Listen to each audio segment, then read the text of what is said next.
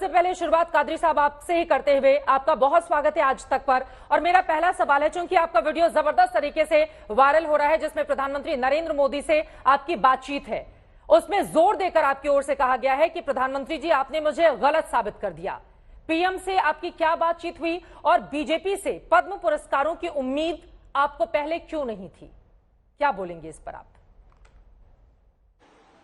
ये अवार्ड लेने के बाद हम पूरे अवार्डीज को एक दरबार हॉल से बाहर और एक हॉल था, वो हॉल में लेके गए। प्रधानमंत्री जी आपसे मिलने आ रहे हैं बोले, सबसे मिलते हुए आए। उसके बाद मेरे पास भी आए। वो आने के बाद मेरे दिल में जो था वो बोल दिया मैं, जो मेरे पे गुजरी थी वो बोल दिया मैं। क्या गुजरी थी? कि 10 साल नहीं, जो गुजरी वो बयान कर दिया मैं। मैं कांग्रेस के पीरियड में 5 साल तक कोशिश करके मैं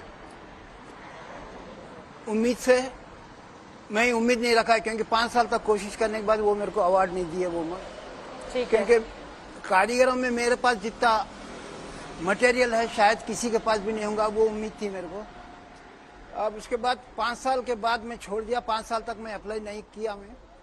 उसके बाद 25 जनवरी को मेरे को पता चला कि मैं पद्मश्री अवार्ड के लिए मुंतखब हुआ हूँ।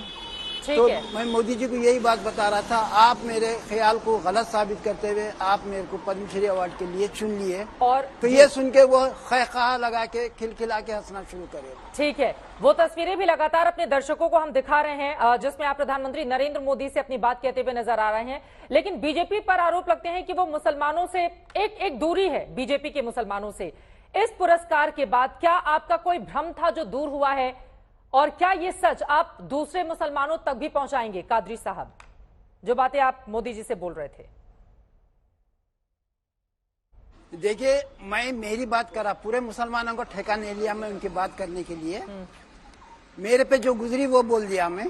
और मैं शुरू से पक्का कांग्रेसी हूं। मैं कांग्रेसी का मतलब कोई नेतागिरी नहीं करता, मैं कांग्रेस को ही वोट देता था। मैं कांग्रेस को आप वोट देते थे, ठीक है, लेकिन प्रधानमंत्री से आपकी जो बातचीत हुई, आपने कहा कांग्रेस को वोट देने की बात, लेकिन अब थोड़े बदले से आप नजर आ रहे हैं। सही बात है। और आपके कर्नाटक में इलेक्शन होने वाला है, मैं बीजेपी को ही वोट दूंगा आपके, क्योंकि उनका हक अदा करना है मेरे को। पहले आप कांग्रेसी थे, अब आप बीजेपी के हो गए पद्म पुरस्कार मिलने के बाद। एक और सवाल, उसके बाद मैं बाकी मेहमानों के पास जाऊंगी। मेरा सीधा सा सवाल है, बीजेपी 9 सालों से सबका साथ, सबका विकास, सबका विश्वास की बात कर रही है, उसके ऊपर भरोसे के लिए क्या पद्म पुरस्कार की ही जरूरत थी? इससे इतर क्या भरोसा नहीं किया जा सकता था उसके ऊपर? नहीं, वो किसका विकास कर रहे हैं, किसका साथ दे रहे हैं, मेरे को उसका इल्म नहीं है।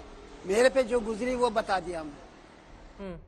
ठीक है, आपके ऊपर जो गुजरी, आपने अपने दिल की बात बता दी प्रधानमंत्री नरेंद्र मोदी से। आपको एक बार फिर से पद्मश्री के लिए बधाई।